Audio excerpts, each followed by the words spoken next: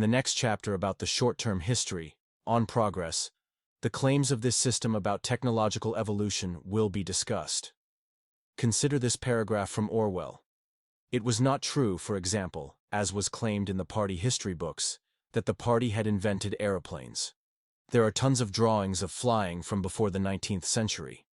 Yet if the system claims that these were just imaginations, then the people believe that. If you control the present, you control the past. If you control the past, you control the future. If you control the present information system, then you control what people believe about the past. If you control the past, about which you let people believe that the technology was retarded, then you control the future. Because people will be in awe of your technological innovations. The airplanes in the 20th century were not the invention of flying, but the mechanization of flying. Mechanization does not equal invention. The possibility for mechanization was carefully planned. Remember that in the Renaissance, capitalism was established, which started with the financing of guilds. Controlling businesses through finance leads to control of production methods and infrastructural outputs. This was industrialism. The new production methods, like mass production of engines, and infrastructure, like concrete roads, were required to bring motorized transportation into the system. An engine already existed in ancient Greece, which was called an alephile. Yet a motor requires a large network of concrete roads to be useful, except if it's used in the water. This alephile was, for example, used in the 16th century to propel large ships. The fact that this system claims the invention of the engine was also stated by Orwell.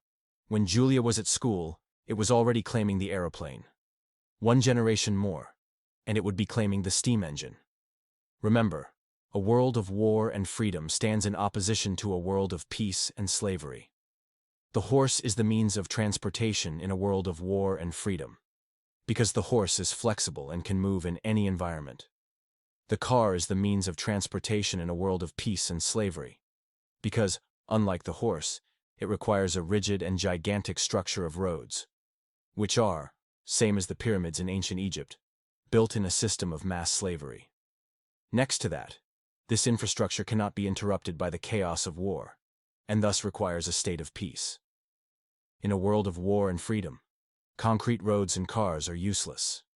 It is Christianity, which established the world of peace and slavery, that dug the fundament on which later complete transport infrastructures could be built. It is the same for mechanization of flying. It requires a rigid structure of air and runway systems to operate, which is only possible in a world of peace and slavery. It is the same for electricity. They require the infrastructure facilitated by industrialism. Electricity was already invented in ancient Greece. The ancients already used batteries, and the claims about low volts are false, made in order to maintain the belief in technological evolution. The camera was already invented in ancient Greece. Photography existed already in the Renaissance, yet without the use of electricity. The difference between pictures of the Renaissance and paintings can be clearly distinguished. Mass creation and consumption of photography and video, which is called mass media, requires an electricity network. Video requires a television network.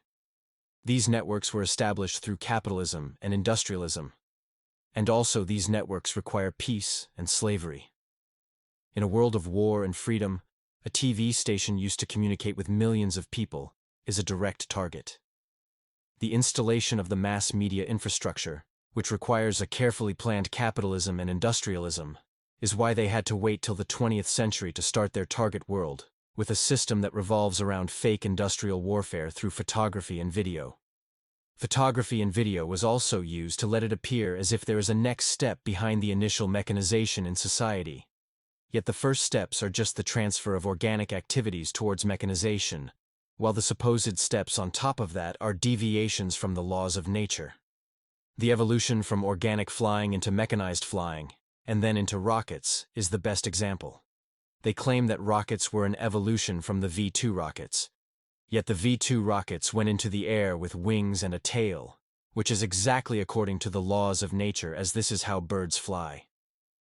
But then suddenly these rockets would be able to go millions of kilometers straight up into the air, breaking every law of how flying works. The leadership in 1984 states, You must get rid of those 19th century ideas about the laws of nature. We make the laws of nature.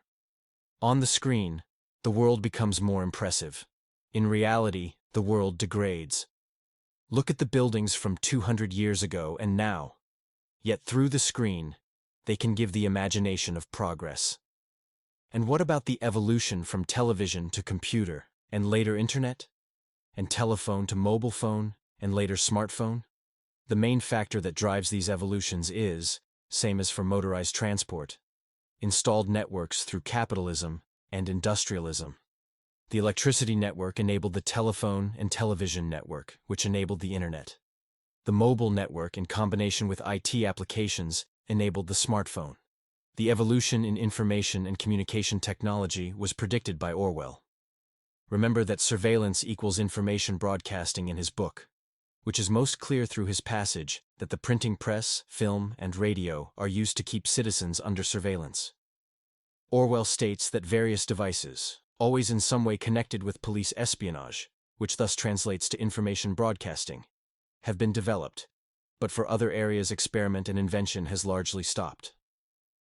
Orwell can predict this because the established systems for information broadcasting through capitalism and industrialism, which are unique in human history, enable the development of new devices and applications which have never been seen before. As Orwell states, for other areas, invention has largely stopped. The mechanization of physical activities mainly occurred in the 19th and beginning of the 20th century. Further endeavors for inventions in the physical reality, outside of information technology, fail miserably, and are only created to keep the masses excited about progress. In the 80s they talked about flying cars, yet the true evolution in the physical reality is human degeneration. Even self-driving cars, a big hype in the early 2010s, they were never able to deliver, as cars are too rigid to constantly and safely work in a full automated way with the physical reality, which is extremely variable.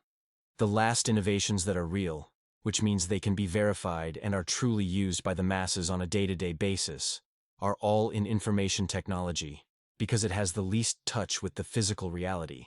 The internet in the 90s, smartphones in the years 2000s, and AI in the 2000s and 20s.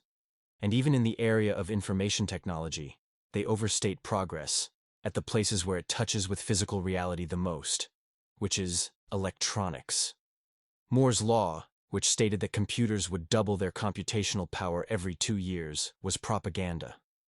There has been indeed an optimization of computer speed, for example for personal computers during the 80s, 90s, and the years 2000. But at a certain point, the hardware potential of computers is exploited. That is the reason they went to the cloud. Because only by building more physical data centers it is still possible to increase the speed and number of applications on computers. Also, AI is shown more magical and promising than it actually is. It is the principle of maximizing probability calculations efficiently and in all directions, which let it appear as if a machine understands context. It can write books on the level of a housewife with too much time that took courses in prose writing. Yet it's miles away of what a talented human writer can come up with, and 100s of miles away of the prose that has been written in the 19th century. An important evolution in information broadcasting is sending information over giant distances. For example, a Teams conversation between someone in Europe and someone in China, where voice is transferred in less than a second. This is presented as magic. Yet, for the transfer of data through fiber optic cables, they make use of a natural phenomenon called light. Light is a substance that has no delay. If the sun shines, its light is everywhere, in every corner. There is no delay for the light to reach those corners. That's why information carried by light can transfer in 1 second from Europe to China. For air it's the same. If you open the window of a room, the air is instantly in every corner of the room. Air is everywhere, in all places, same like light, because it has no delay. Light and air do not have delay because they have no weight. Information also has no weight. That's why it can be transferred on it. People think that because they have the technological advancement to have a Teams chat between Europe and China, that there is also the technological advancement to hit targets with rockets from hundreds of kilometers away. But the transport of information between Europe and China is weightless. While rockets involve weight, on which the laws of nature have to be applied. This system behaves like a fox, who uses the power of information transport, which follows the laws of nature, to make claims about reality that do not follow the laws of nature. The tools for information broadcasting are the real weapons of leadership. The rockets and bombs are imaginations produced by these tools in order to keep power. That is why in The International Jew, a book from the 1920s that criticizes this system, but was rewritten with the Jews as scapegoat, states, "The means of power of the state is money and propaganda. Money to build and own the information transportation tools, whether it's a printing presses or TV towers, and then the usage of these tools to spread imaginations that are meant to keep power." The system has convinced the people that, because of evolutions in information technology and transport technology, there is, based on analogy, also evolution in warfare technology. But the first two evolutions are enabled by a world of peace and slavery, which was purposefully constructed, while warfare weapons belong to a world of war and freedom. And the world of war and freedom exists already since the dawn of humanity, which started a race for the exploitation of warfare weapons. About the dawn of humanity, the system also lies. This will be covered in the last chapter. Guns were already fully exploited in the ancient age, and have shown exactly the same strength since then, as their strength is bound by the laws of reality.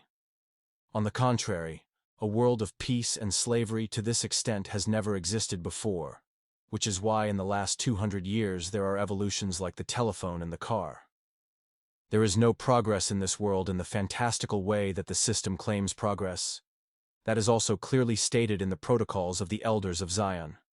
Therefore, we shall continue to direct their minds to all sorts of vain conceptions of fantastic theories, new and apparently progressive. For have we not with complete success turned the brainless heads of the masses with progress, till there is not among the masses one mind able to perceive that under this word lies a departure from truth. There is no progress in the way the system states it. There is only the game, and new ways to play in the game, like building information broadcasting tools to make people believe in a reality that breaks the rules of the game, in order to have real power in the game. In fact, for the believers in the progress of the system, anything that modernism provides is a degradation compared to the past. Fresh food directly from nature is healthier and tastier than industrial food. Houses either lasted for hundreds of years or were built in 3 months. Nowadays, people work a lifetime with 2 persons for degrading houses. Clothing lasted a lifetime. Clothing now lasts 1 year. Energy came from recyclable sources like water and wood. Energy now comes from depletable sources like coal and oil. Medication was produced through natural methods, which is not homeopathy or what you can nowadays buy in a nature shop, but medication with the same ingredients as their modern variants, yet not produced synthetically. And the community cared to cure because they had legitimate interest. Modern medication is synthetically produced, therefore has side effects, and too many surgeries are performed because doctors are paid per surgery. Entertainment included high-quality art, and this art was well respected in society. Now everything famous and respected is base. Reality TV shows and pop stars are getting the attention. Community was close, in which people with similar interests and of similar levels were living closely together. Nowadays, community is scattered. Families, friends, work are all logistically separated from each other, and levels of status within society are chaotic. In the past, there was protection from family and from the tribe. Now there is protection from the state, yet this is only for the basics, not from the deeper vulnerabilities. The only physical obligation of the state is to not let people starve. For the rest, they degrade everything progressively while claiming through their media channels that this society is the pinnacle of humanity. This is also what Orwell explains. If civilians are cut off from the real world and the past, their rulers are absolute, as the pharaohs and the Caesars could not be. They are obliged to prevent their followers from starving to death in numbers large enough to be inconvenient, but for the rest, they can twist reality in whatever shape they choose. In the next chapter, it will be presented who are the actors behind this system. It was already stated in a previous chapter that Freemasonry is the most important organization behind it. Here it will be explained how they operate. Important to understand is that high-level strategies for society are not drawn up by specific people or specific groups. This is how Freemasonry has started. Yet nowadays, they are in operations mode, not in creation mode. Orwell states, "The system is the power. The new owners are a group instead of a mass of individuals. They operate according to a fixed set of shared rules, which they follow religiously.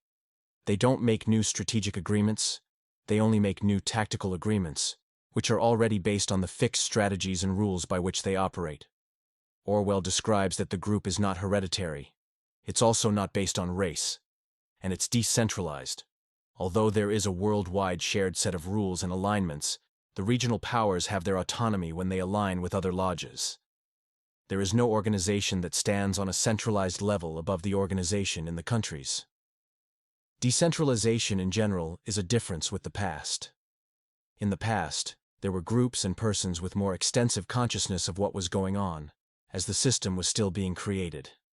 Back then, the Freemasons were also less hidden, as being completely hidden is only possible once the system is fully set up and there is possibility to completely cover behind the media, where other people broadcast what they dictate.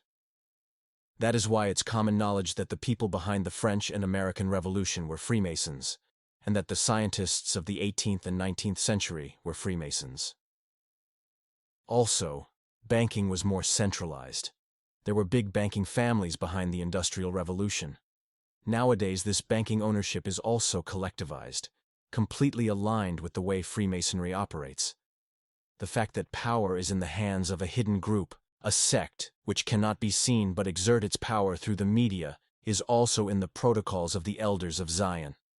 The despotism is unseen and secretly hidden, yet nevertheless sensibly felt in the hands of some secret organization. Through the press, we have gained the power to influence while remaining ourselves in the shade. The power is collective. People inside the sect don't have true individual power, but bow for the rules of the sect and bow for their master, which was the Christian God in Christianity and is now the state. That is why Orwell states, "We are the priests of power. God is power. Power is in the collective." It is utter submission. They are required to escape from their identity, so they can merge themselves with the party. During the Middle Ages and early modern period, society was a pyramid with God on top, and the priests of power under it, in a sect, bowing for the Christian God. The priests followed the rules of God and the sect, and everyone else in society followed the rules of God. Nowadays, society is a pyramid with the state on top, the priests of power under it, in a Masonic sect, bowing for the state. The Freemasons follow the rules of the sect and the state, and everyone else in society follows the rules of the state. The oil of their power is money. The following quote was already mentioned. "The means of power are capital and journalism, or money and propaganda." In the Protocols of the Elders of Zion is explained that they have built an aristocracy of money, dependent upon them. On the ruins of the eternal and genealogical aristocracy, we have set up the aristocracy of our educated class, headed by the aristocracy of money. The qualifications for this aristocracy we have established in wealth, which is dependent upon us. Wealth is dependent on them, as they control the money through the banking system. And through money, they ensure that people follow the rules, through profits, salaries, fines, etc. The quest for money motivates people to diligently follow the rules and try to climb to the top. Of the ones who climb to the top, a few are selected to get into the secret societies, for which they have to be invited. Note that the system itself is the power, not the Masonic sect specifically. Everyone follows the rules of the system and in that way keeps the system running. The secret societies run across the top layer of the system to give it the necessary direction by applying the rules of the sect. Not all people at the top are part of the secret societies. The positions that make up the system are also in 1984. The new aristocracy is made up of bureaucrats, scientists, technicians, trade union organizers, publicity experts, sociologists, teachers, journalists, and professional politicians. They navigate in the world of monopoly industry and centralized government. Positions inside the system have descriptions of tasks and responsibilities. The currency per position is money, status, and power. It's a created machine of which the program has already been written. That is how the system, instead of a particular group, can be the power. And that is how the system keeps running. Even though part of the top is in the secret society, they don't understand the full system anymore. Understanding the full system was only necessary to set up the system. When the system is running, the actors in it only have to understand their role and can be brainwashed about anything else. If they would understand it fully, it would be dangerous for the stability of the system, as with the full knowledge they could subversively form subgroups and grab power. Orwell states this: "The genuine danger is the splitting off of a new group of able, underemployed, power-hungry people, and the growth of liberalism and skepticism in their own ranks." The solution is continuously molding the conscious, both of the directing group and the larger executive group that lies immediately below it. Take into account that the ones who enter secret societies were the ones who climbed the ladder and were thus orthodox. They went through high school, studied in universities, mainly went to government or monopoly industry, followed the rules and procedures diligently, ate the brainwash fed to them, accepted what authority asked from them. They are then not suddenly going to get unbrainwashed and get the full reality of how the system works, after 40 years of brainwash. In the sect, they are simply inside an even higher amount of brainwash, yet more directly exposed to particular lies that are cogs in the machine. Orwell writes, "In our society, those who have the best knowledge of what is happening are also furthest from seeing the world as it is." And, as an illustration, Orwell specifically refers to fake warfare.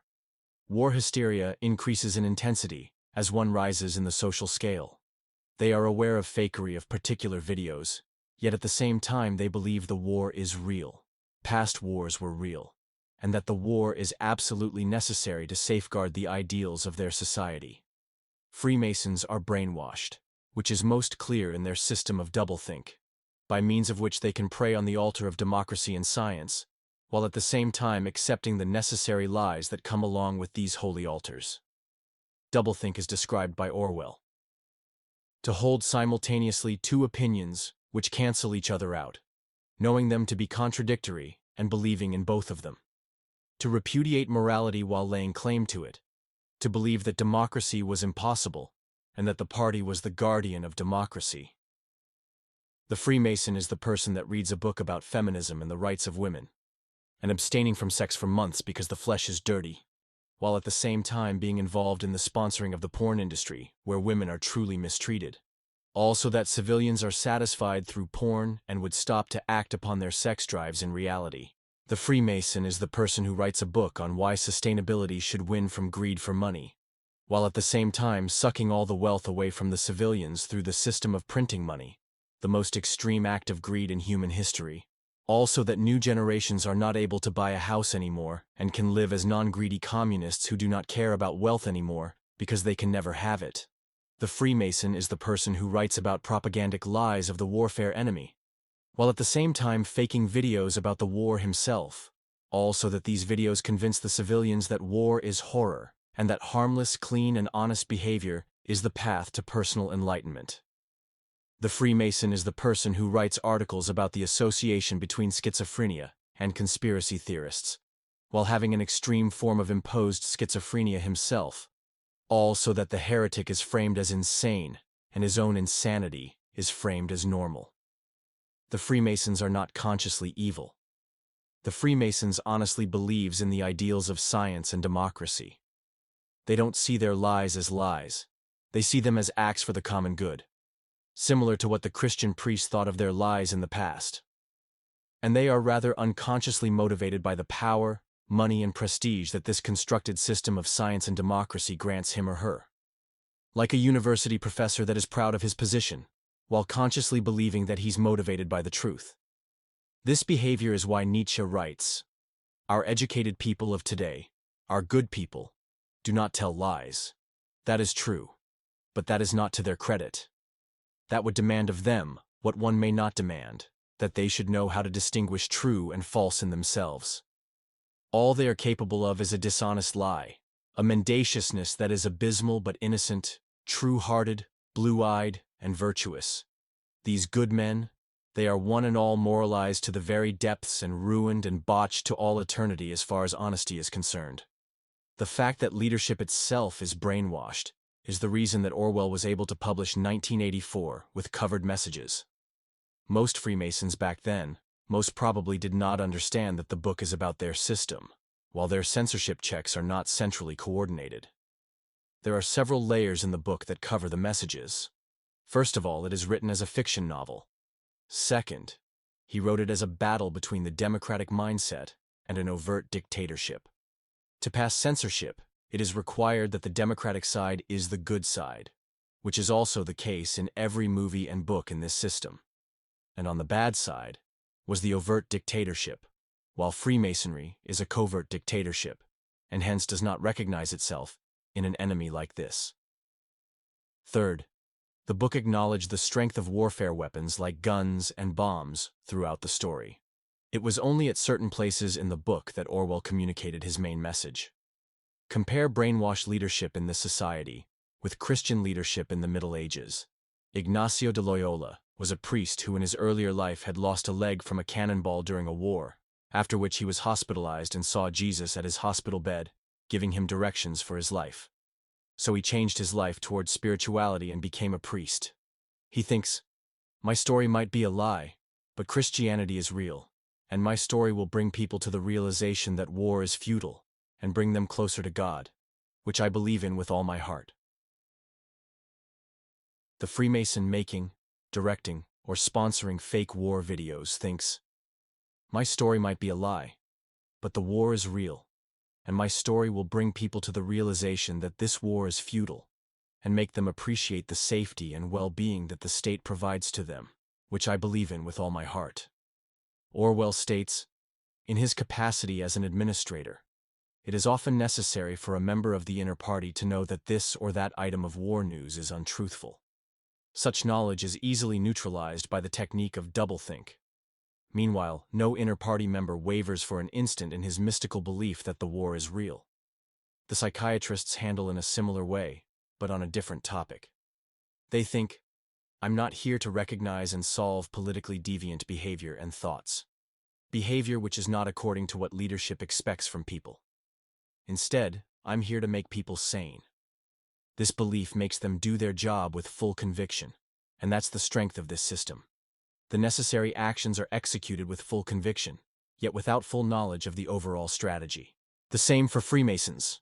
They execute the actions of their sect with full conviction, yet they don't understand the full strategy anymore, so that there is no risk of subgroups that plan to grab power. In the Soviet Union, anti-Soviet political behavior was seen as a symptom of mental illness, called sluggish schizophrenia. Other symptoms were pessimism, poor social adaptation, and conflict with authorities. Psychiatry was used to judge and rectify deviation from behavior that the state expected. Do you believe in the West it's any different? This is a global totalitarian state, and the names of the psychiatric diseases were the same between the West and the Soviet Union. The priest who does exorcism says, just trying to make him sane.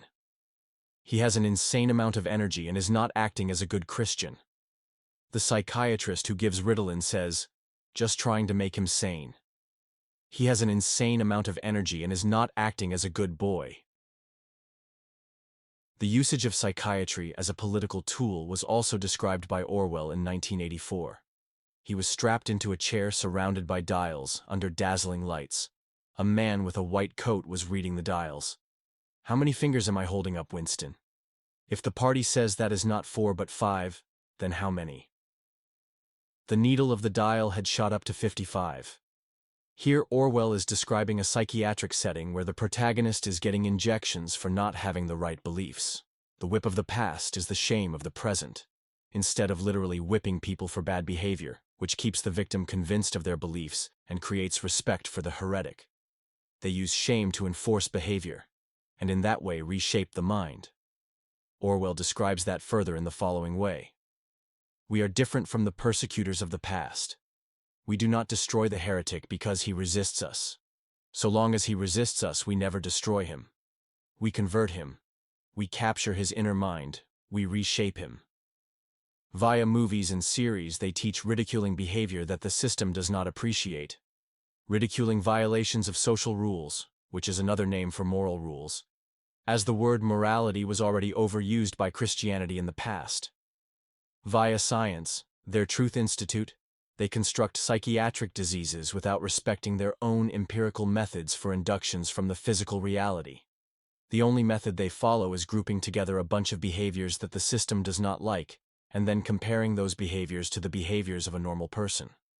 A normal person is a word they use for a sheep that follows the norms that the system expects and desires.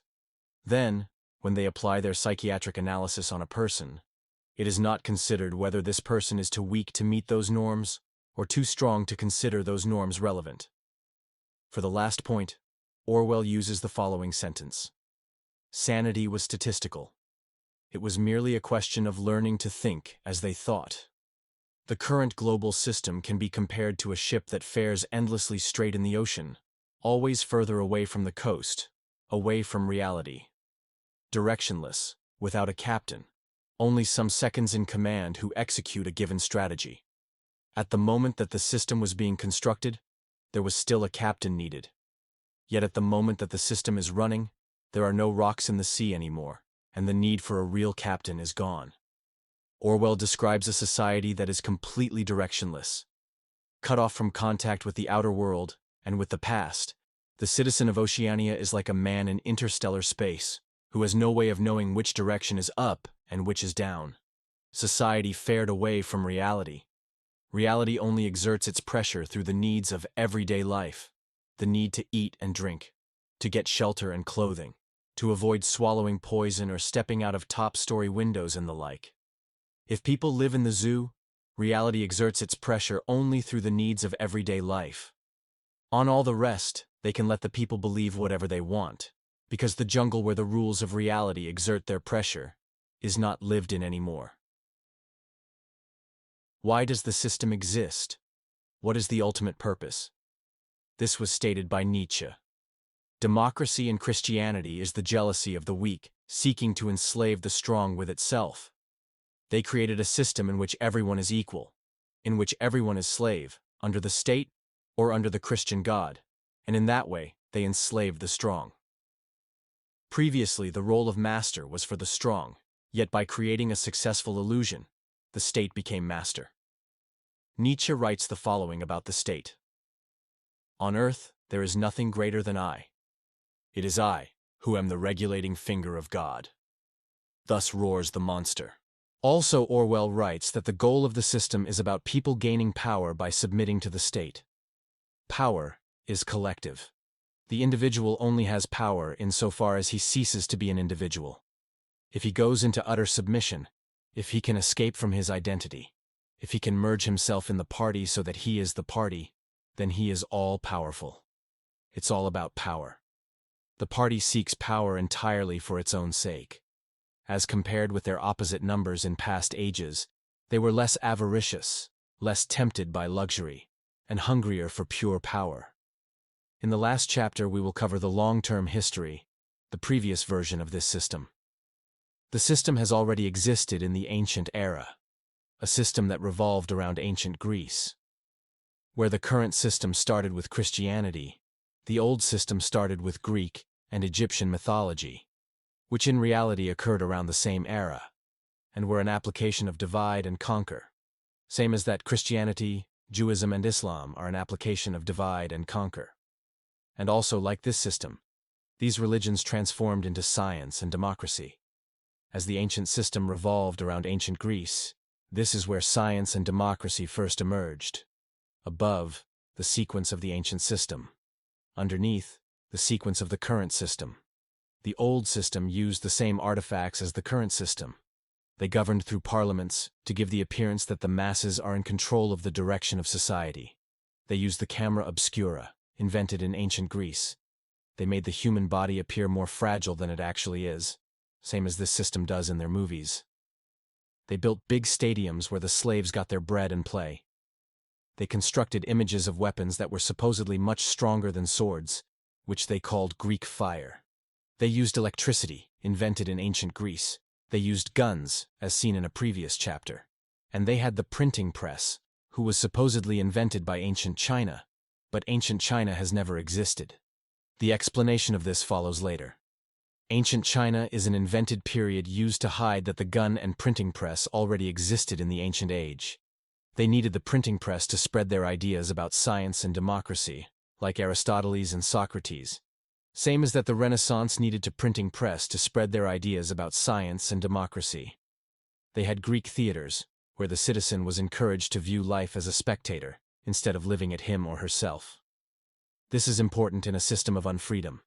If real life has been made boring and restrictive, there is an enormous focus on spectacular stories in theaters, as otherwise the citizen is too much focused on its own boredom and restrictions. In the modern world, this is achieved by the movie theaters and television. And there is a second function. To make the movies, the movie directors are educated to use the core realities of a free and real world, like adventure, enmity, and love, as templates. From that, they create movies that run inside the system, with the system's clothing, housing, infrastructure, etc. In this way, the citizen believes that even though his own life is unfree and boring, the system as a whole is free, interesting, and makes sense. In the Masonic sect, they stored the knowledge of the core reality of this world, which is not available to the public anymore. They don't apply it or try to make sense of it. They cannot, as they are too brainwashed through a system of doublethink. They just take it as templates to create movies. System versions of these core realities. For example, the movie The Matrix is about the core reality that everyone is living in a matrix, yet that core reality is made into a system version. In our society, the matrix is the screen, on which a more advanced world is shown than the world actually is. In the movie, the matrix is a computer program, on which a less advanced world is shown than the world actually is. Even details, like Neo stopping bullets, are system versions of a core reality. The reality that bullets can be handled by humans, though humans require an insight into the matrix to understand that. The ancient system was a system of slave morality, with ancient Greece philosophers praising values like sympathy, kindness, and humility. The same values that the current system praises. This stands in opposition to the Roman aristocracy and aristocratic figures like Napoleon Bonaparte, who praise strength, power, and nobility. The ancient Greek system focused on trade, which is why Athens was known for its trade. This is also the focus of the current society. One big worldwide trade, with fake wars on 0.00032% of the world territory, globally broadcasted to keep the peace. Nietzsche mentioned the focus of democracies on trade. When the instincts of a society ultimately make it give up war and renounce conquest, it is decadent. It is ripe for democracy and the rule of shopkeepers. The focus on trade has two purposes. 1. That any man of intelligence that has still lust for competition expresses this by trying to outcompete other companies in a struggle for market share, instead of trying to outcompete other tribes in a struggle for territory. 2. In general, to give people not too much time to think deeply about this system. The principles of the Elders of Zion states, in order to give them no time to think and take note, their minds must be diverted towards industry and trade.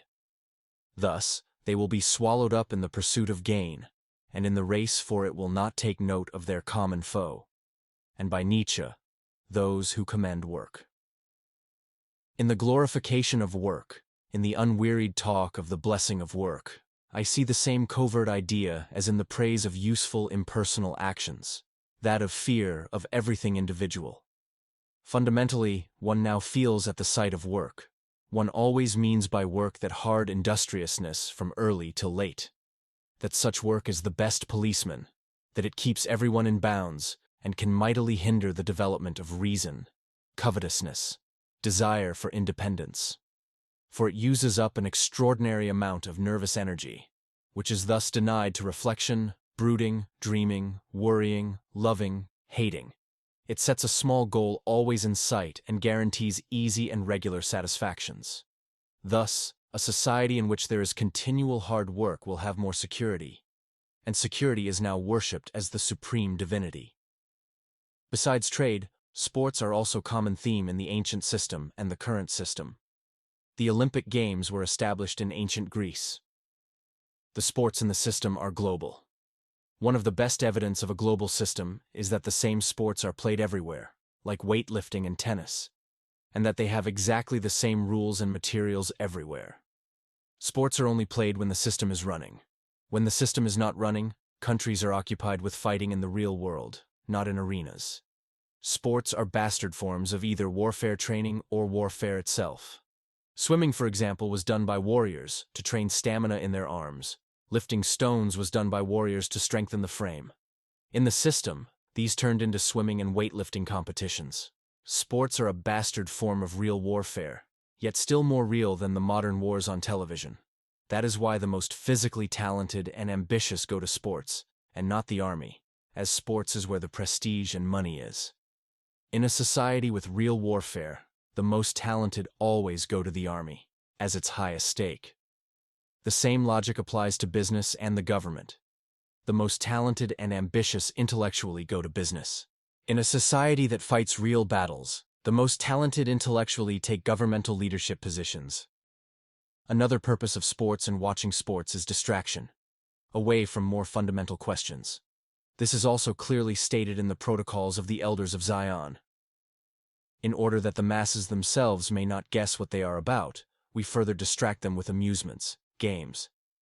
Through the press, we propose competitions in art, in sport, in all kinds. These interests will finally distract their minds from questions in which we should find ourselves compelled to oppose them. Also, financial systems are a common theme between the old system and the new system. In ancient Egypt, ancient Greece, and the Roman Republic, the latter being the era of Rome during which it was taken over by the system, finance was done from the temples, as the political system must be controlled by finance before religion can be preached. In modern times, there is an enormous financial system, which finances governments, big companies, and the media institutes, responsible for the mass imaginations. The imaginations of science and media were established through philosophy. Philosophy is a purposeful detachment from reality. The reality of this world is that it is a continuous force. Only the first pre-Socratic philosopher, Heraclitus, was still close to this. Everything is becoming, and the core essence is fire. But he was just brought forward to build the antithesis on. The other three, of which Parmenides was one, argued against Heraclitus, and stated that there is a being behind the becoming. Aristoteles later called the study of being science. In the modern version of the system, the discussion of becoming versus being was between Nietzsche, who countered against the system, and Kant. Why is the world of being, science, incorrect? Because science bites its own tail. Science claims to derive truth, which is supposed to be value-free, from following the scientific method, with its rules of logic. Yet if the scientific method is applied on the scientific method itself, it does not pass the test of objectivity, because the scientific method is not value-free. It's a choice, a valuation of logic over other forms of thought. Nietzsche stated that optimism hidden in the essence of logic will founder and break up. Logic bites its own tail. As the scientific method does not pass the test of objectivity, also its resulting truths do not pass the test of objectivity. These truths are merely reflections of the scientific method itself. The scientific method, following the laws of cause and effect, results in a world with the laws of cause and effect, or in other words, the laws of nature. This was also mentioned by Nietzsche. Nature's conformity to law is a result of interpretation and bad philology. It's a naively humanitarian adjustment and perversion of meaning. Reality is becoming. But through the rules of logic, they constructed a world of being, of cause and effect, opposed to that becoming. The study of this world of being they called science. Nietzsche mentioned this falsity. There is no being behind doing, effecting, becoming. There are no laws in nature, only necessities. This world has a necessary and calculable course, not, however, because laws obtain in it, but because they are absolutely lacking, and every power affects its ultimate consequences at every moment. The scientific method also creates other false distinctions that are a reflection of its method. Everything is power, yet the scientific method, which is itself artificially sterile and painless, creates a world where happiness appears to be opposed to pain. In reality, both emotions are variations of power, and power occurs continuously. Pure happiness is an illusion by the world of being. There are always a mingle of emotions occurring at the same time, and yet, power is the only emotion that can be felt continuously without destabilizing the body. That is why Nietzsche was focused on power in his writings. According to his last books, Nietzsche's core principle of reality is will to power. However, in an earlier work, he explains that a quantum of force is equivalent to a quantum of drive, will, effect. If will and effect are the same, there is no difference between will to power and power. Nietzsche's works are rewritten to hide the revelation of reality by adding a teleological component. Everything is war, yet the scientific method, which is itself an artificial peaceful execution, creates a world where peace appears to be opposed to war. In reality, there is no peace. Everything is in a state of war all the time. The peace in this system is a war against war, which is why they broadcast continuous wars on television. Heraclitus, on which the system's philosophers had built their antithesis, and which Nietzsche had based himself on for his writings on becoming, understood that everything is war and becoming. War is father of all, and king of all. Everything is body. Yet the scientific method, which is artificially mental, creates a world where mind appears to be opposed to body. Nietzsche stated, "Body am I entirely and nothing else, and soul is only a word for something about the body." A separate mind that processes input into output is an illusion brought forward by modern psychology. If you slap on your arm, you feel pain directly. This information cannot have first gone to the mind and then back to the arm. Nothing can travel that fast through a substance that is more dense than light or air. The pain in the arm was an energetic reaction caused by energy that was impacting on it. Pure mental processes don't exist. Even reasoning and speaking are the body that interacts as an energetic whole with the environment. And that brings us to the next point. Everything is energy. The scientific method conceptualizes the world, which gives the idea that matter can be separated from energy. The fact that everything is energy was also written by Nietzsche. Criticism of materialism. There are no things. This universe is a monster of energy. And also, even the atom is one of these fanciful inventions like the thing and the primitive subject. Atoms affect nothing because they are non-existent. If you think this is all just philosophy, and still have the conviction that there is a hard science that can counter all this, then listen to what Albert Einstein wrote. Concerning matter, we have been all wrong. What we have called matter is energy, whose vibration has been so lowered as to be perceptible to the senses. There is no matter. Everything is energy, and that's all there is to it. Match the frequency of the reality you want, and you cannot help but get that reality. It can be no other way. This is not philosophy. This is physics. When and where did Einstein live? In the time and the place that the system was countered. His ideas can still be distilled from his writings, although same as with Mein Kampf, a lot has been and overwritten. Main parts of his works were mathematized. His statements about energy are in direct conflict with Newtonian physics, which is based on the interaction between matter and force. Newtonian physics and quantum mechanics, which also assumes matter, are threaded as the fundament of modern physics. This is what is taught in schools and universities. In the curricula, Einstein is only treated as a side note. The system has constructed a method on top of reality, which bites its own tail. Hence both the method and the resulting world are invalid. This leaves us with the reality that they tried to deviate from, which is the reality of becoming, power, war, body, and energy.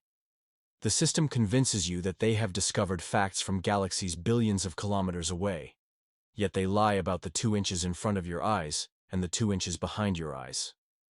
Also, other observations of Einstein align with what reality is and are the opposite of what science stands for.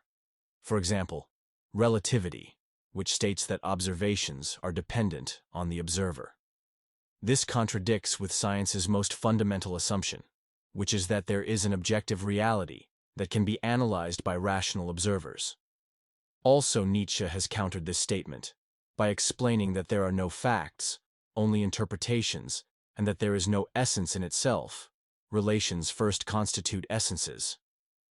The reason that science insists on the existence of objective truth is because this institute wants to create a false world and then have the monopoly on objectivity to demand everyone to follow this world. For example, the world of industrial warfare weapons or climate change, both important to let people run in the direction the system wants. In reality, perception is mixed with needs and wishes, and without the monopoly on objectivity, scientific statements come under the same healthy suspicion as any other statement. And given that the scientific institute is financed by governments, it is the suspicion that it follows the interests of governments. Another one from Einstein. Space-time fuses the three dimensions of space and the one dimension of time into a single four-dimensional continuum. Without the separation of reality into dimensions, the existence of the laws of nature becomes impossible, as these laws of cause and effect are in its core based on the separation of space and time. This is in line with what was already stated, that there is no world of being, of laws of nature, of laws of cause and effect. Another one from Einstein, unified field theory. This is a single theoretical framework that can account for all the fundamental forces of nature, in particular unification and electromagnetism. It was constructed in the 1920s.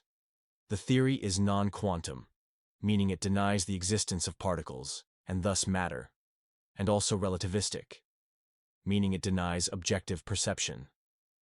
The reality Einstein exposes is the same as the reality exposed earlier.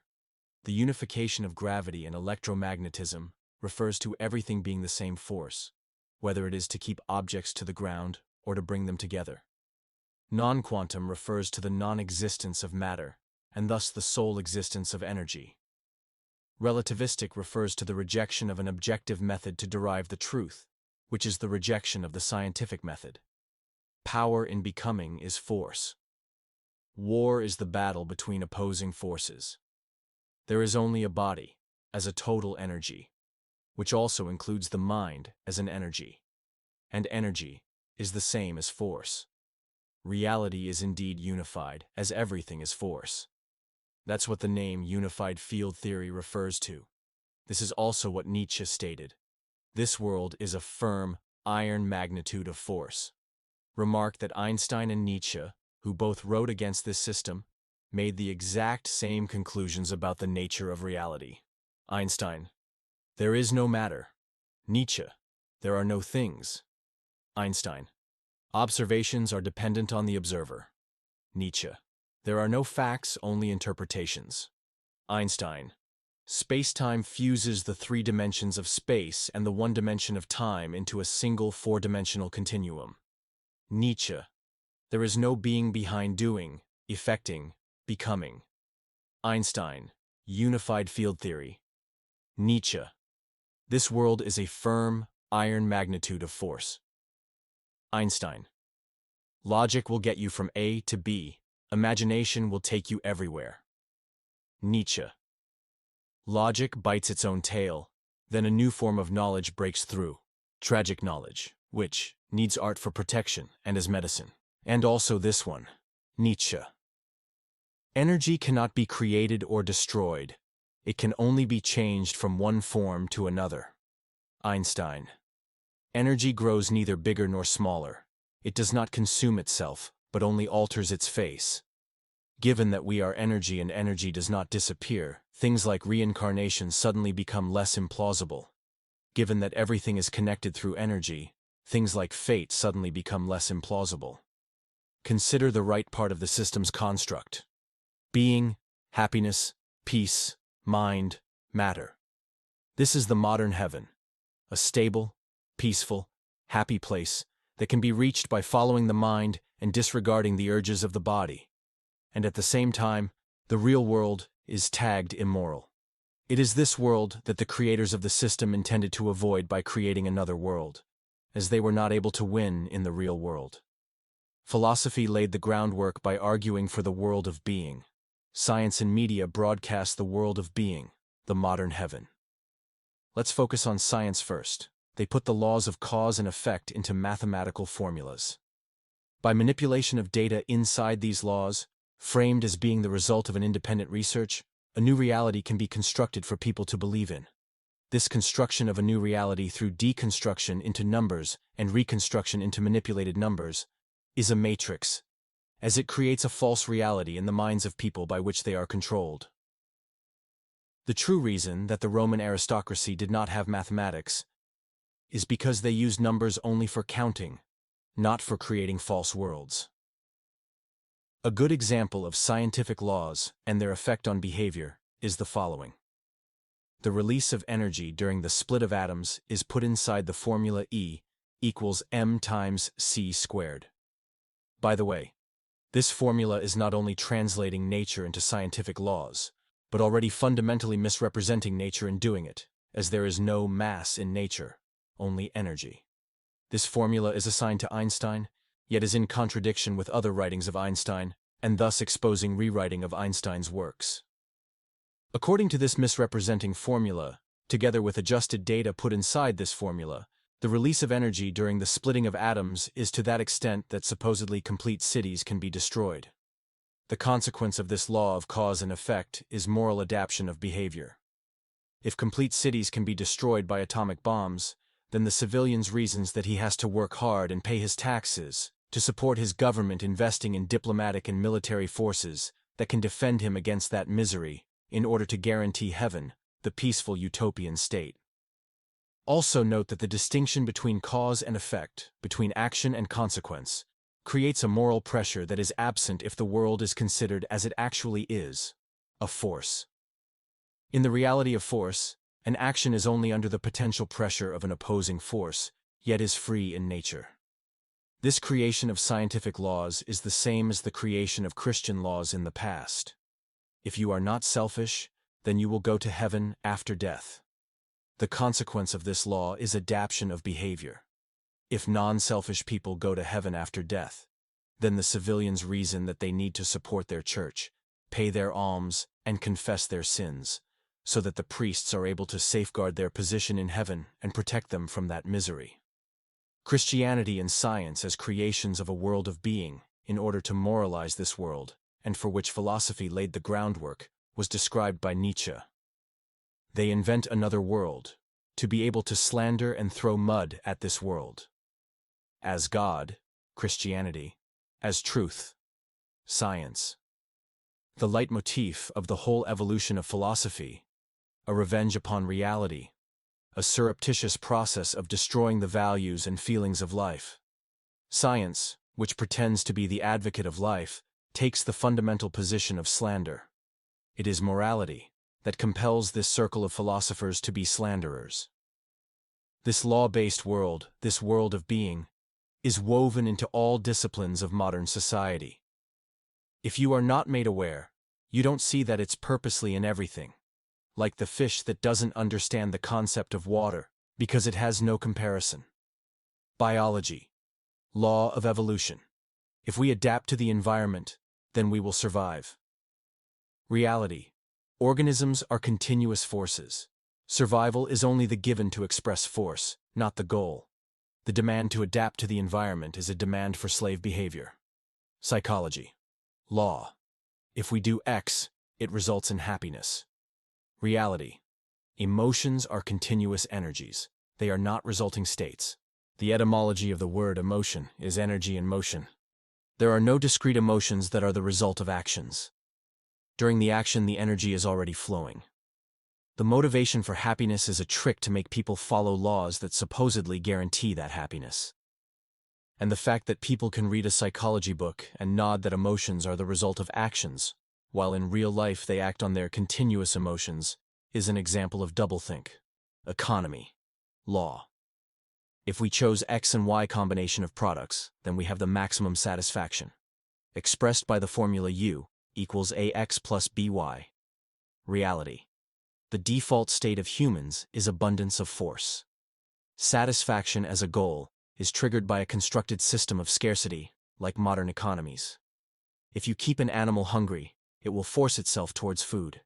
If an animal is well fed, it will force itself towards the environment. Law. If we follow the law, then we don't get punished. Reality. There is no universal law that validates a punishment. Law is a creation by a force that wants to enforce. This is not a call to break the law. This is a statement of a reality. The law is a demand by a force that desires particular behavior. Informatics. We have to put A into the program in order to get B. Reality. The most important function of software, especially business software, is creating a virtual, law-based world to enforce rules on people. Another scientific deconstruction of the world, next to the deconstruction into mathematical formulas, is the deconstruction into chemical formulas. The theory of atoms was introduced by Democritus in the previous system, and 2,000 years later by John Dalton in the new system. Atoms do not exist, as matter does not exist. There is only energy. The non-existence of atoms was also stated by Nietzsche.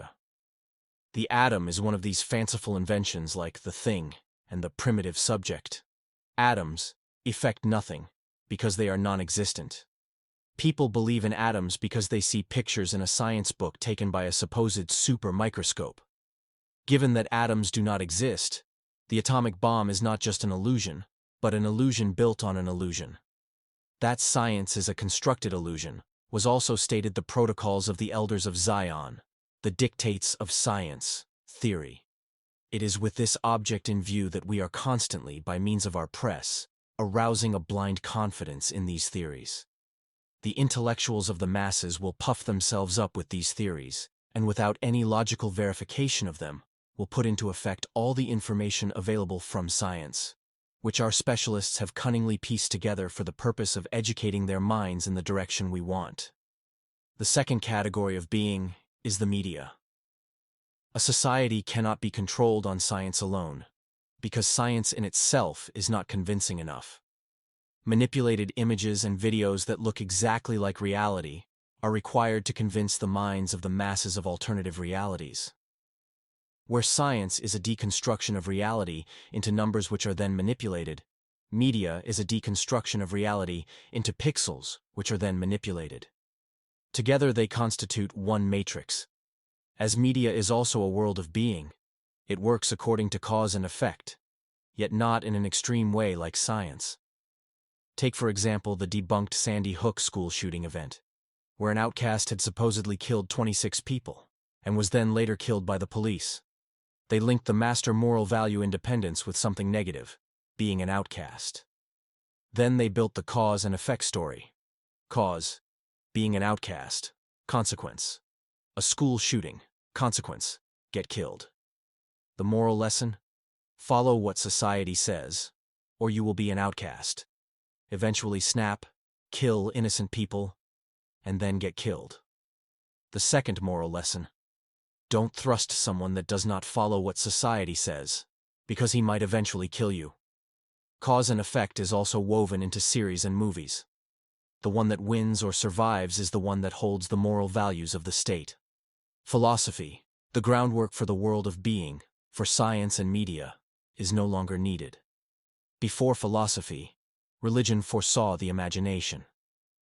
These two knowledge institutes can be seen as steps on a ladder towards target imaginations. Once the television was there, science, the news, and entertainment took over. There are no famous philosophers anymore because they are no longer needed.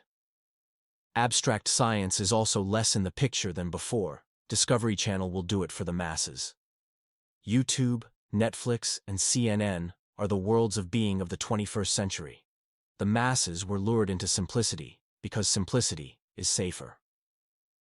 Deep philosophical studies might lead to the discovery of inconsistencies in the groundwork.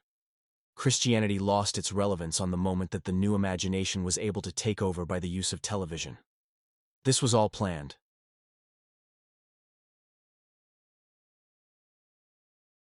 Enlightenment philosophers and scientists were Christians, as Christianity was still required at that point, and Christianity and Freemasonry is the same group. Immanuel Kant ensured that the interest of religion, and of Christianity in particular, accords completely with the results of the critique of pure reason. Also, key figures in the rise of science were individuals with sincere religious commitments. Back to the old system. What happened with it? The old system was crushed. That is the reason for all these destroyed temples of the ancient era. The temple was the favorite building of the old system, from which they financed society and constructed their religious imaginations, and destroyed theaters. Another favorite type of building of the system, where imaginations were executed. Obviously, the system had expanded to Rome. That is why also the temples and the theaters in Rome were destroyed, like for example the Colosseum, while everything from the Roman aristocracy still exists.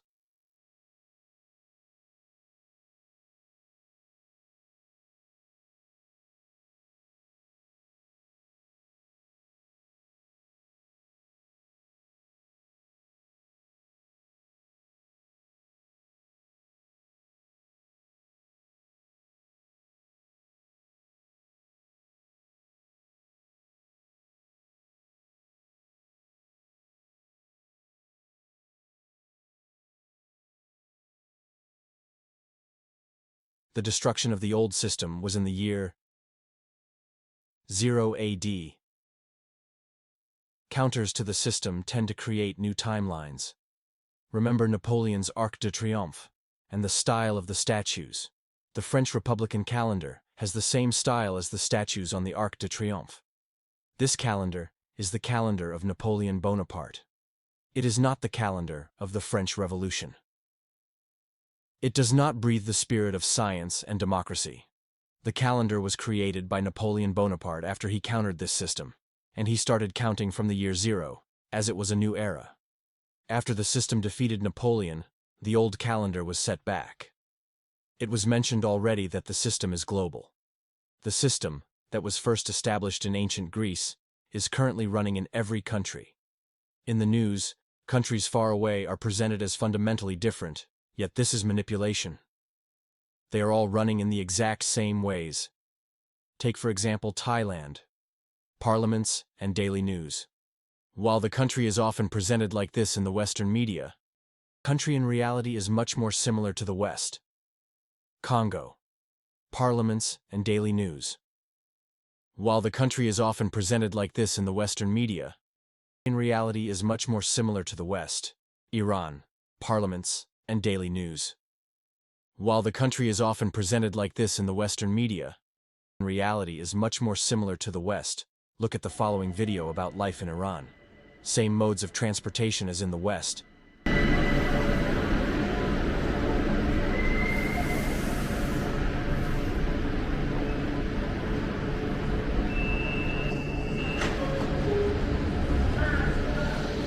Same types of venues for entertainment.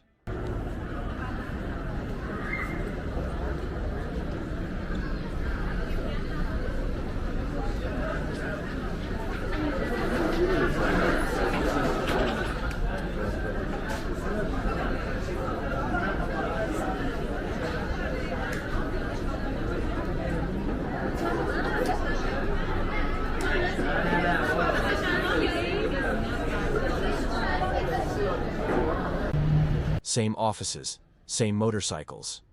These areas all operate in the same way as any other area in the world. This is one global system.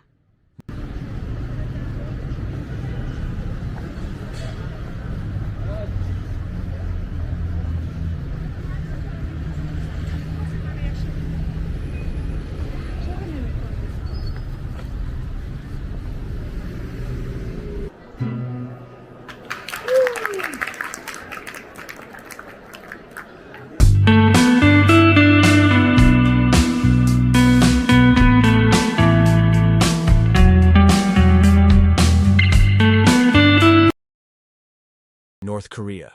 Parliaments and daily news. While the country is often presented like this in the Western media, the country in reality is much more similar to the West.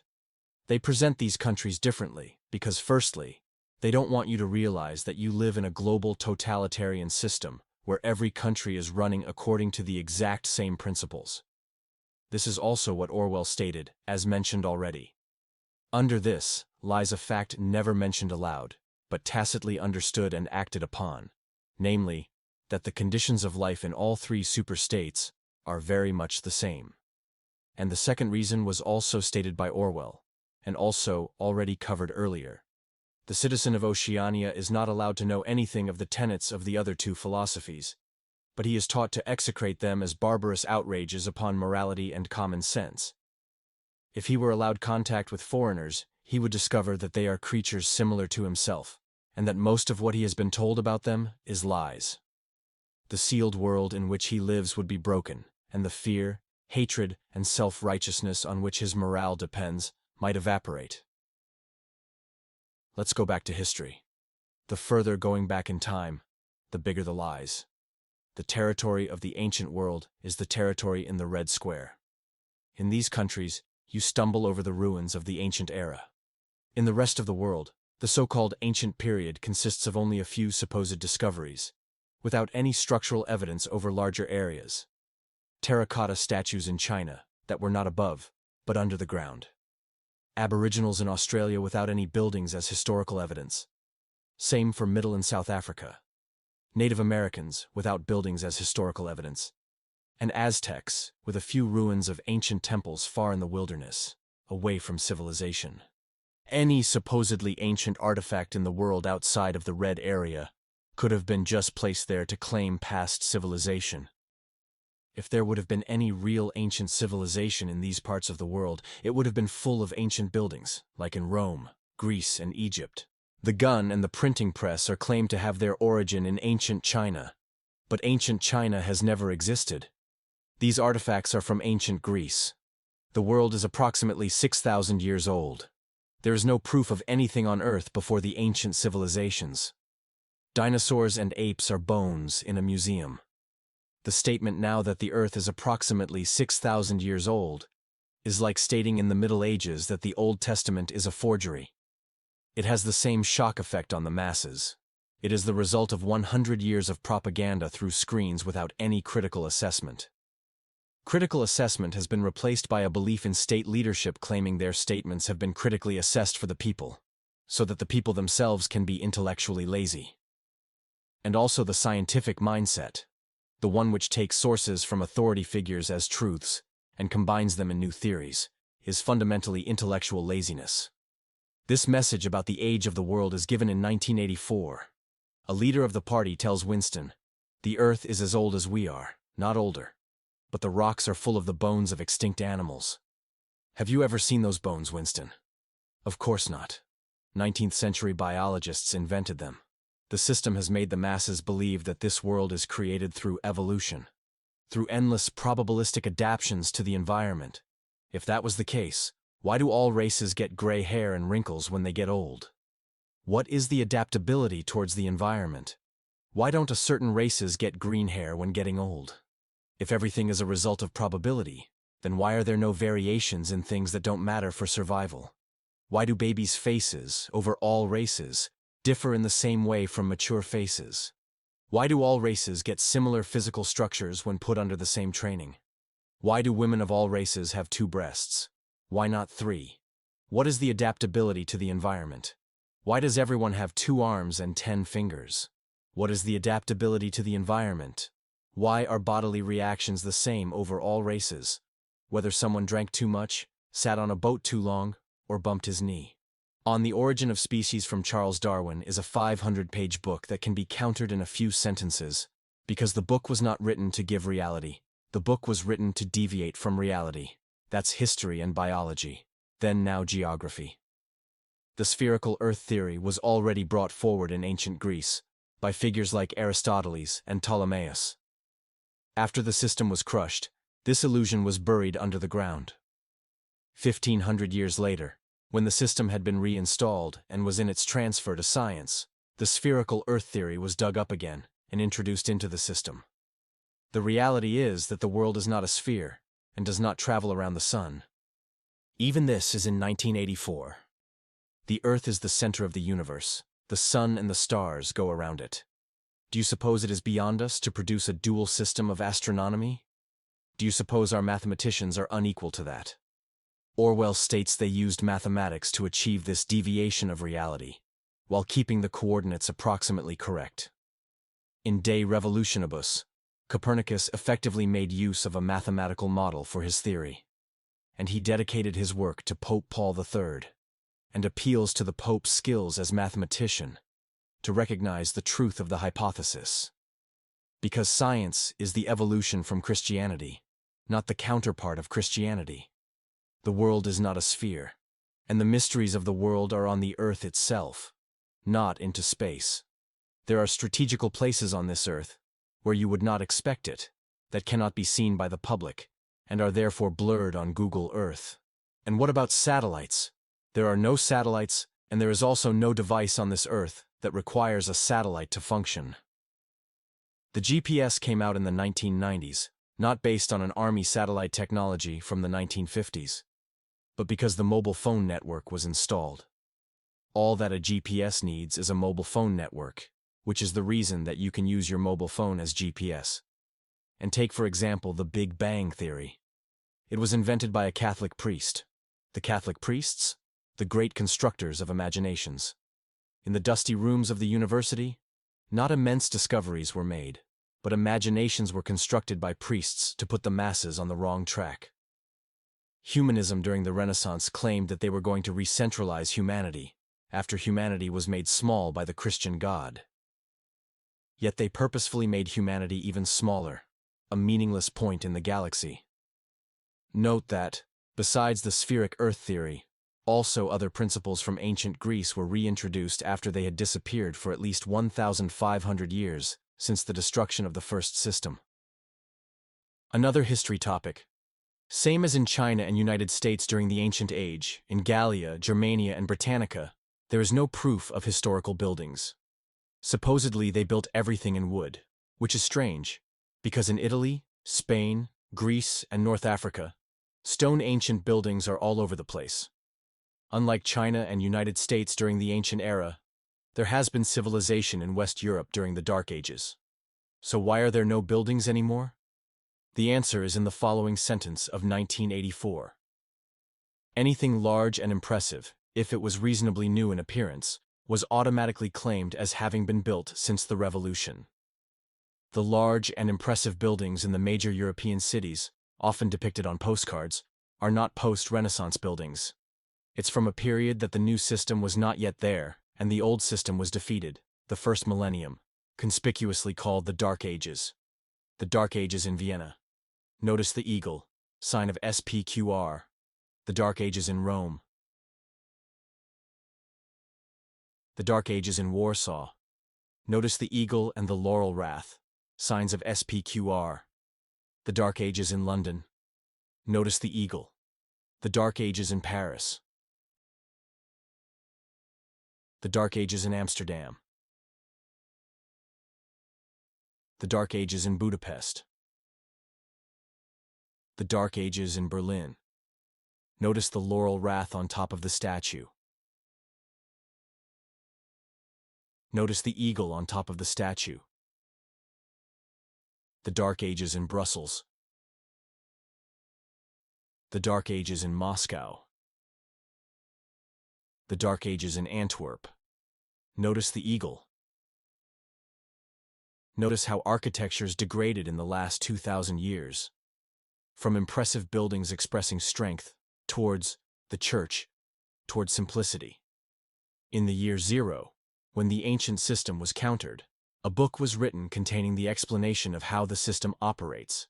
The goal was to avoid the re-emergence of the system. This book was called the Bible. In the second part of the first millennium, when the saints were conspiring for power, the book that they targeted for rewriting, like a pack of wolves, was obviously the Bible. They gradually turned the story around.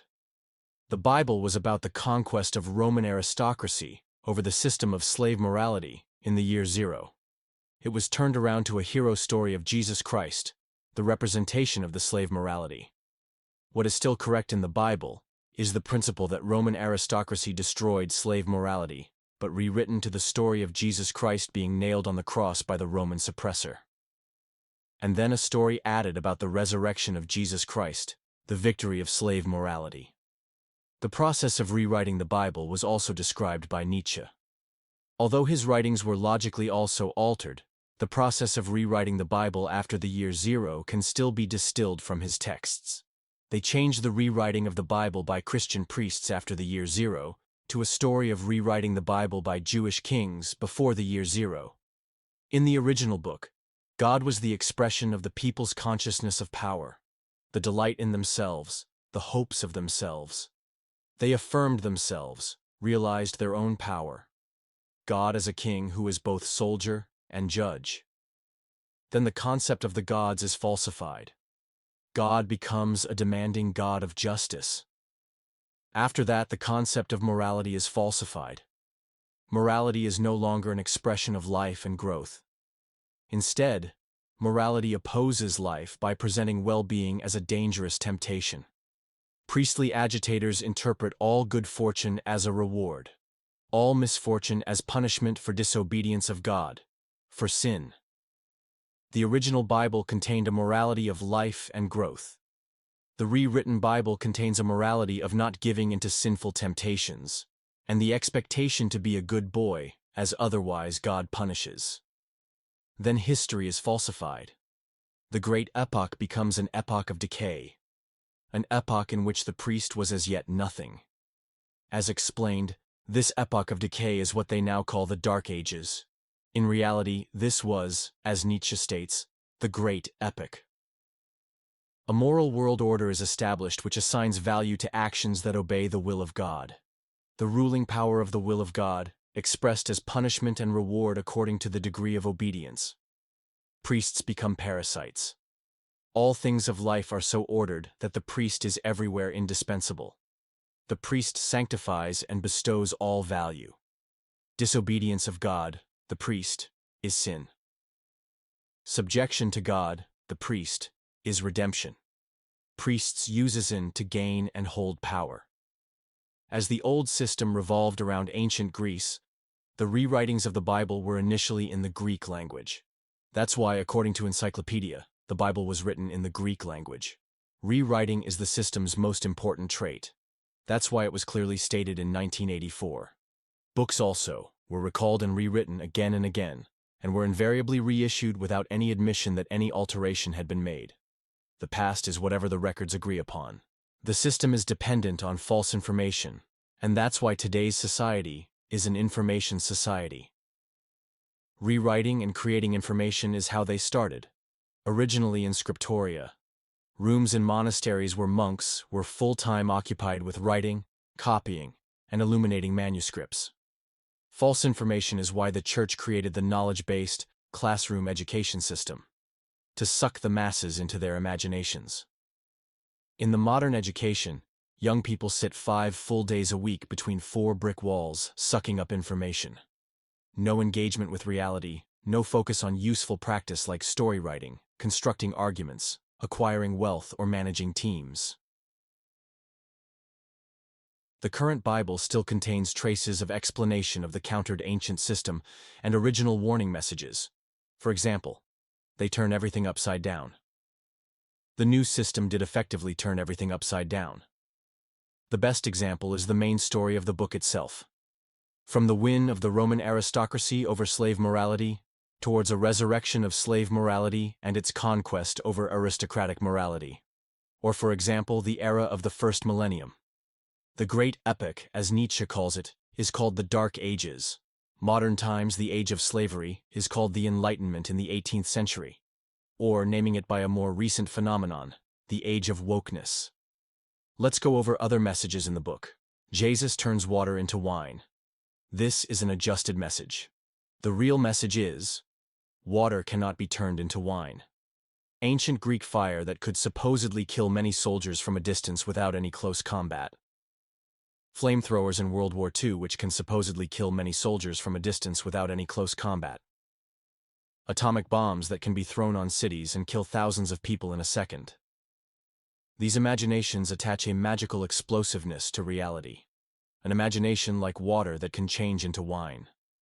When Nietzsche writes remain true to the earth, he means don't believe in fantasies like an all-powerful Christian God that can kill thousands of people with a miraculous plague, or an all-powerful state that can kill thousands of people with a miraculous atomic bomb. Next message. The disciples came to him and asked, "Why do you speak to the people in parables?" The system is most easily criticized by writing in parables, because the system defends itself by adjusting information. As seen with the period of Napoleon and von Hindenburg, for example, information was adjusted by changing years, persons, parties, and sequences. It is easier to adjust factual information than to adjust parables. Parables also enable to pass the censorship, as the messages are hidden and not always recognized. Animal Farm, 1984. Reynard the Fox. It's also the reason that the Bible contains parables. Like the miraculous catch of fish, all people were looking at the left side of the boat for fish. Jesus brought them to the right side of the boat and pointed, "Look, there is the fish." After following Jesus' advice, they were unable to haul the net in because of the large number of fish. It's about all people looking at the same side to try to make sense of the world. They read in books and look at screens, while the answers are on the other side, where no one is looking, in reality, and especially in the places where the world of the screen differs from the world of reality. Actors in parables that were meant to reveal how the system works are the tax collector, who stands for the system charging taxes. Through taxes, people pay for their own cages in the zoo. The Pharisee, which stands for the system's overload of rules, hypocritically claim to be for the common good. Like a school teacher that has hundreds of micromanaging rules and keeps telling the children it's for their own good. And the money changer, which stands for the system's banks that control society through finance. Also note that the tax collectors and money changers in the Bible are Jews, which aligns with the tradition of the system to give money functions to the Jews and use them as scapegoat. The Bible is referred to as the Revelation because it revealed how the system works. Jesus drove the money changers out of the temple because the temple performed the banking for the ancient system. Remember that the temples were destroyed in the year 0. The last example. Beware of the false prophets. They come to you in sheep clothing, but they are wolves inside. The agents of the system claim they stand for the truth and that they will do everything to give it to you, while the truths they broadcast are deceits to keep control. Let's go back to the fact that the world is not a sphere. Before the world was poured into a sphere, the map looked like this. It shows that Europe has the form of a man, with Spain the head and Italy the legs. In the red square are the genitals, Corsica the balls, and Sardinia the penis. Now consider the Trojan War. Although it is the most extensively described war in ancient history, supposedly no archaeological evidence for this war can be found. This is because they don't want you to know where this war took place. The capital of Corsica is Ajaccio. Ajax is the hero of the Trojan War. The Trojan War was a big war at the earliest stages of humanity, and it took place in Corsica, the balls of Europe. Corsica is where humanity originated. When humanity sailed from its originating island towards the nearest land, it established the first city on the mainland, Rome. That's why Rome is the most important city of the ancient era. Humanity originates from one place and one time. The Trojan War was the biggest war in the early stages of humanity, and all weapons of warfare were already exploited in this era, bounded by the eternal principles of the core reality of this world. There are only new, uniquely constructed systems, like the one today, that took hundreds of years to establish due to its nature, and the devices of deception enabled by it. The gun has always had the same value in warfare, and was only able to become the main weapon in warfare when television enabled the deception. The car is not a progressive machine that is miles ahead of the horses the Trojan warriors were riding with. The introduction of a car, which makes use of a power mechanism that can be understood by high school students of average intelligence, and that already existed in ancient Greece, was made possible from the moment that the system had invested 900 years in a system of capitalism and industrialism. The exact same for the telephone and the smartphone. Corsica is the balls of Europe, which is why it is split into two pieces by high mountains, representing two testicles. Behind Corsica is Sardinia, the penis of Europe. The meaning of Sardinia becomes clear through Atlantis. Plato, the famous philosopher, an agent of the ancient system, wrote about Atlantis. While claiming it had been flooded, he described it was located between Sicily and Tunisia. This is also where Aristotle and Herodotus located it. On the spheric world map, this is close to Sardinia. On the flat Earth map, this is Sardinia. Homer claimed Poseidon lashed out on Atlantis and flooded it. According to Plato, it was flooded by a marine disaster. According to current scientists, it was flooded by a comet.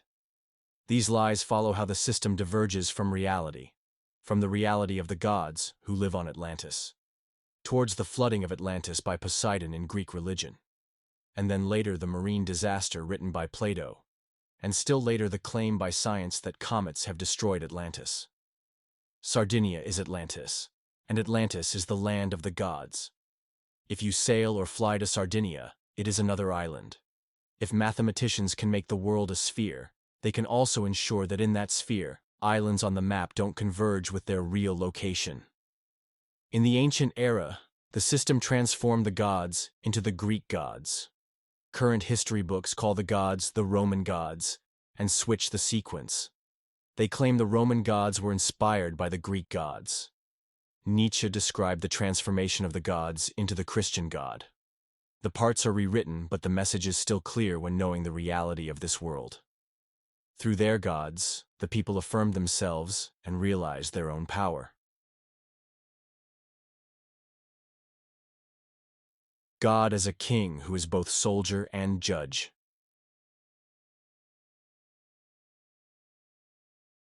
Concept of God is falsified. Yahweh became a demanding God of justice.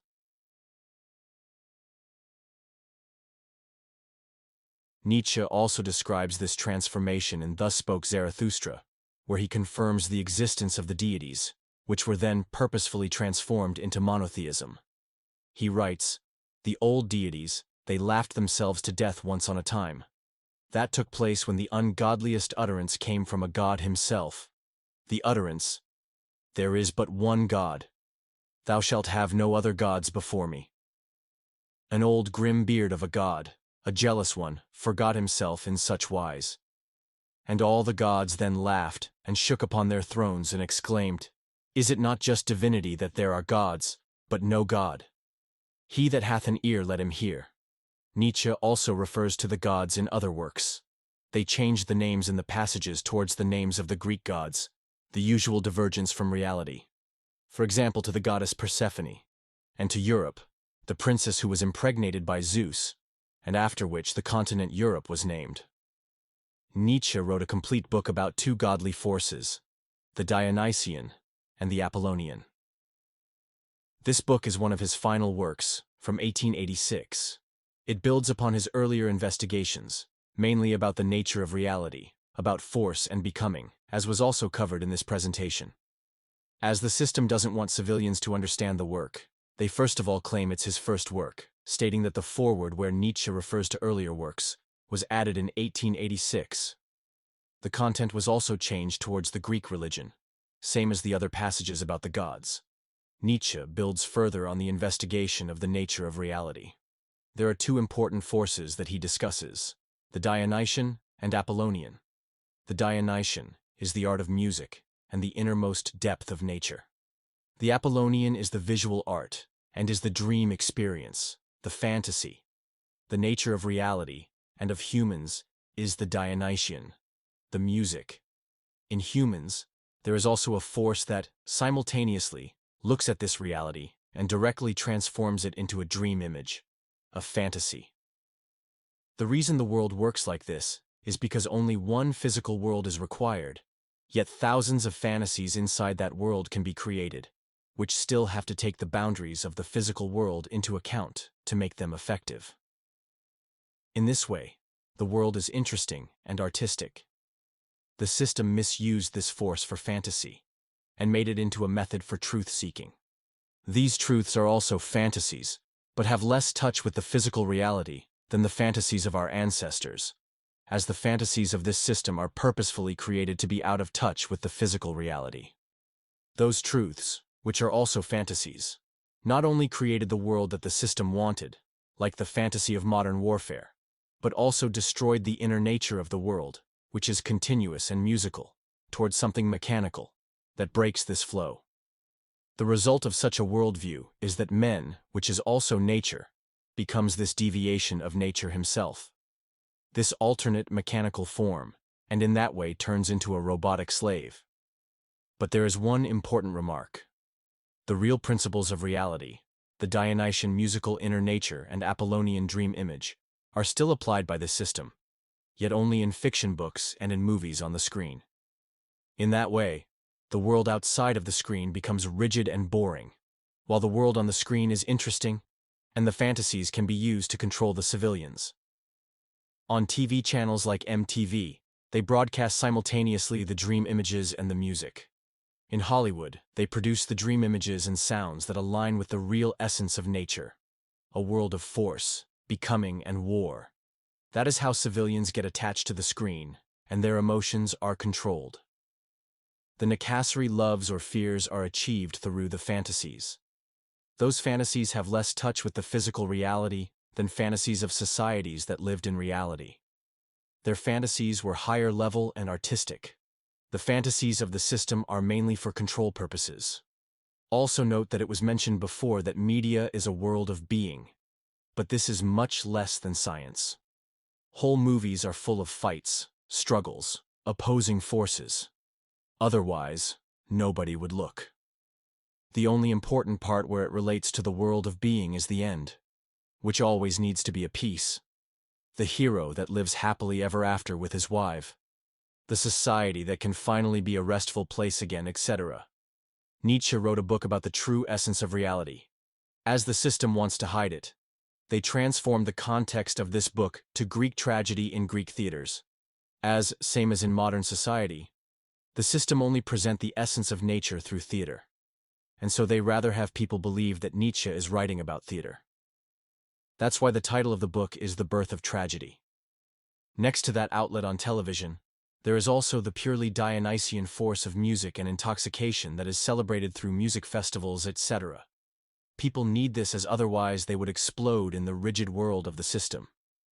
Yet as this form is barely combined with Apollonian fantasy and structure, these outlets are degenerate and anarchistic in nature, and don't lead to anything. In the combination of Dionysian and Apollonian forces, it becomes clear what the world is: an artwork. The system has made the world into something that it is not, a rational place based on scientific studies, with the resulting laws aimed to achieve a conceptual world of happiness. The world as artwork is the reason that in societies that lived in reality, the humans were the artwork. They painted and sculptured themselves. While in current society, the art, the core principle of reality, is only shown on screens. Back to the gods. The gods are also on Napoleon's Arc de Triomphe. He has many statues in Corsica, the place closest to the gods, all with the eagle, the symbol of aristocracy, and, more importantly, the symbol of the gods. Napoleon has statues there because Corsica is closest to the gods. In current history writing, they claim there are statues of Napoleon in Corsica because he was born there. The gods have been carved into eternal stone, to show the reality to future generations, in every period that this system was not in power, in an artistic style that this system cannot reach, in the ancient Roman Empire, and then after the year zero all over Europe in the Great Epic.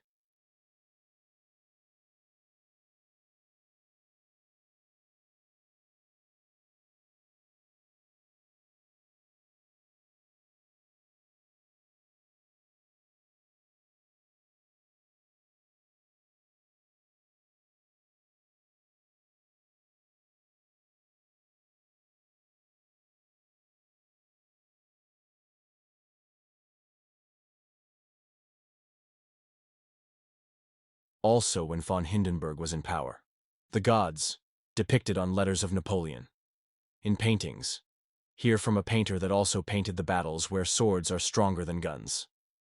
Any surprise that this is the nature of reality, instead of the one presented by media, is caused by a purposeful misrepresentation of reality by the system, towards an imagination that benefits them.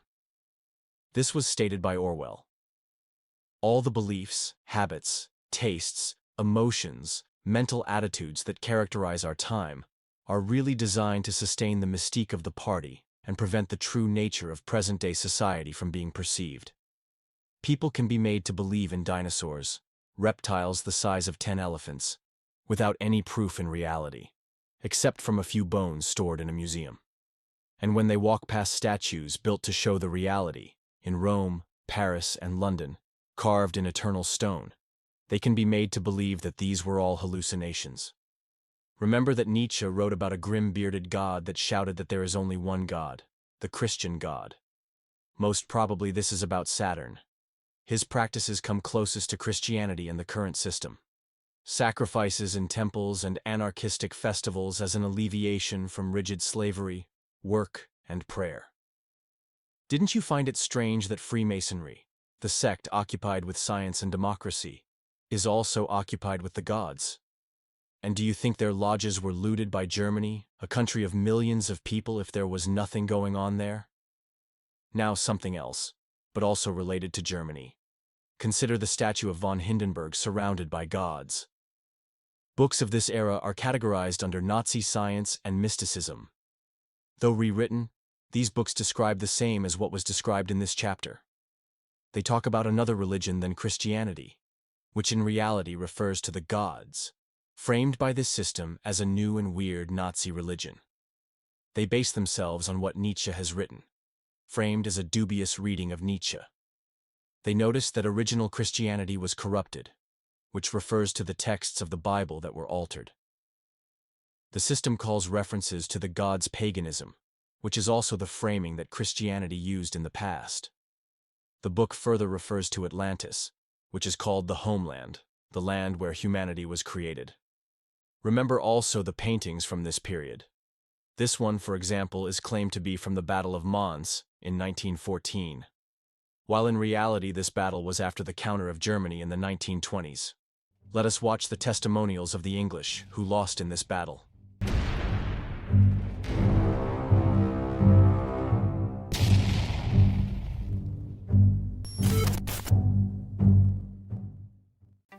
Heavily outnumbered by the Germans and suffering an unsustainable casualty rate, British units were forced to retreat on the 24th of August, 1914. Many of the men had reached the end of their endurance. Some had not eaten in 24 hours. Still, they slogged on. A British division commander, with tears in his eyes, paid them the ultimate compliment. The Germans may be able to kill them, but by God, they can't beat them. But the Germans were coming with such overwhelming numbers that rifles and courage could not hold them any longer. It was then, in the time of deadly crisis, that the angels of Mons began to appear. In one action during the long retreat, an understrength British battalion, about to be overrun by masses of German infantry, became aware of the shadowy army fighting beside them, an army of bowmen. These phantom men-at-arms cried aloud to St. George, and their swift arrows darkened the sky. A great voice was heard to thunder over the din of battle. German prisoners taken into the action said they were bewildered that their opponents had reverted back to wearing armor and shooting arrows. Similar tales of such battlefield visions occurred in medieval and ancient warfare. It seemed that when news of atrocity reports like the rape of Belgium and that of the crucified soldier paved the way for a belief that God would intervene directly against such an evil enemy.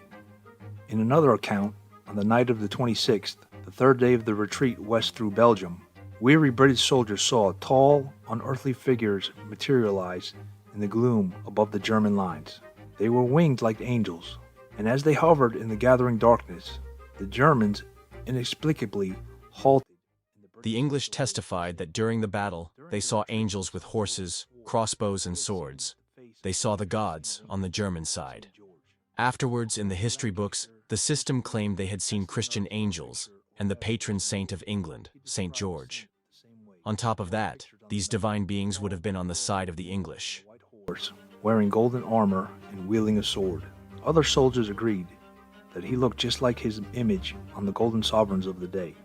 In another account, one lance corporal told his nurse of the appearance of angels during the Mons retreat.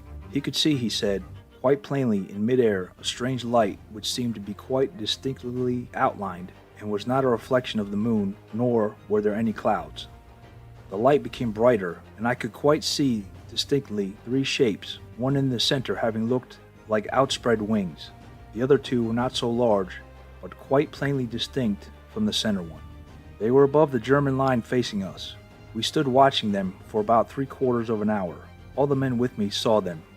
I have a record of 15 years good service, and I should be very sorry to make a fool of myself by telling a story merely to please anyone. Yet another account, as told by Harold Begbie, a writer on the supernatural, who related this tale in his 1916 book, On the Side of Angels. Begbie interviewed a soldier who spoke of a bright light in the sky, and the soldier in question was a Grenadiers Guards NCO, hardly a type given to hysteria and delusion. The accounts of heavenly aid soon abounded in Britain. The magazine Light ran a story entitled The Invisible Allies in October of 1914, and followed up another column the next April reporting that during the retreat of Mons, several officers and men had seen a supernatural cloud between them and the Germans. The Catholic paper, The Universe, reported an account from a Catholic officer in which an isolated British party decided to charge the enemy head-on. Running into the open, somebody yelled, "St. George for England in the good old style," and all around the British appeared a spectral company of archers. The British overtook the German trench, and a German prisoner later asked the officer who the officer on the great white horse had been, for the German riflemen had not been able to hit him. Captain Hayward, an intelligence officer with the British I Corps, referred to the Angel of Mons as 4 or 5 wonderful beings, robed in white, who faced the German lines in the brilliant sunlight, with hands upraised to halt the advancing enemy. He further referred to another occasion on which the sky opened with a bright light and figures of luminous beings appeared. By May of 1915, a full-blown controversy was erupting, with the angels being used as proof of action of divine providence on the sides of the Allies in sermons all across Britain and spreading into newspaper reports widely published across the world. These new publications included popular songs and artist renderings of the angels. There were more reports of angels in apparitions from the front, including even Joan of Arc. In a time of intense media interest, many of these reports allegedly confirming sightings of supernatural activity were actually secondhand, and some of them were hoaxes created by soldiers who were not even at Mons. And decennia later, the system diverged even more from reality, by letting psychiatrists stating that the events never happened, that it was merely hallucinations, propaganda, and rumors. A careful investigation by the Society of Psychical Research in 1915 said of the first-hand testimony, "We have received none at all, and of the second-hand, we have none that would justify us in assuming the occurrence of any supernatural phenomenon." The Society for Psychical Research went on to say the stories relating to battlefield visions, which circulated during the spring and summer of 1915, prove on investigation to be founded on mere rumor and cannot be traced back to any authoritative source. Given that the Society of Psychical Research believed in the existence of supernatural forces, the conclusions of this report are highly significant. The latest and most detailed examination of the Mons story by David Clark suggests that these men have been part of a covert attempt by military intelligence to spread morale-boosting propaganda and disinformation. As it was a time of Allied problems, with the Lusitania sinking, the Zeppelin attacks, and failure to achieve a breakthrough on the Western Front, the timing would make military sense. Also, some of the stories conveniently claimed that the sources cannot be revealed for security reasons.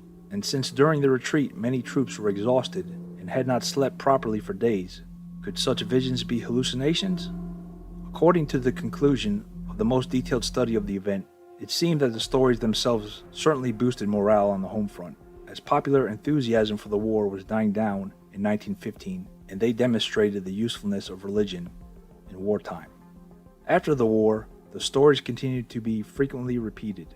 One of the most substantial pieces of evidence that is known to exist comes from Brigadier General John Charteris's memoir published in 1931, which stated, "An angel of the Lord, clad in white raiment, bearing a flaming sword, appeared before the German forces at Mons battle, forbidding their advance. However, General Charteris wasn't serving with the Second Corps in 1914 and was commenting on it therefore from a second-hand perspective, and an examination of his original war correspondence and notes from which his book's text was drawn makes no contemporary mention of the story at that time. It would appear likely that he retrospectively added it into the book narrative when writing it post-war. Those who scoffed at the tales of St. George, angels, and phantom bowmen were quick to point out that it was difficult to obtain first-hand authenticated evidence, which was certainly true. So then, what inspired the stories of angels, spectral archers, and the mighty figure of St. George? Was it hysteria, fatigue, or fear?